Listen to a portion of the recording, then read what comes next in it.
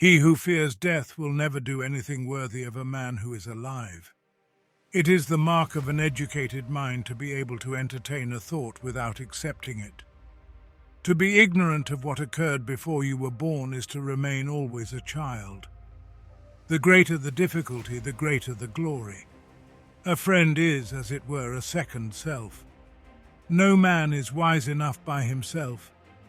What is morally wrong can never be advantageous, even when it enables you to make some gain that you believe to be to your advantage.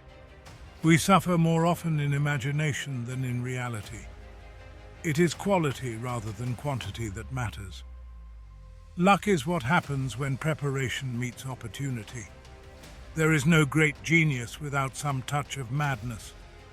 To be content with what we possess is the greatest and most secure of riches.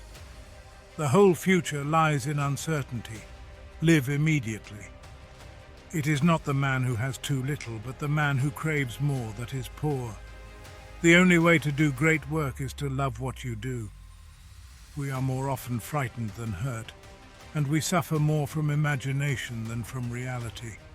Every new beginning comes from some other beginning's end. Difficulties strengthen the mind as labor does the body. Nothing happens to any man that he is not formed by nature to bear. You have power over your mind, not outside events.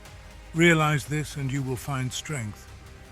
The soul becomes dyed with the color of its thoughts.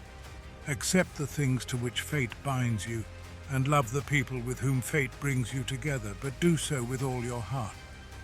We are what we repeatedly do. Excellence, then, is not an act, but a habit.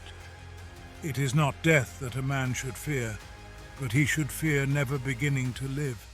The mind that is anxious about the future is miserable. We are more often frightened than hurt, and we suffer more from imagination than from reality. We are all fools when it comes to death. While we fear it, we also desire it. What we fear is what we desire.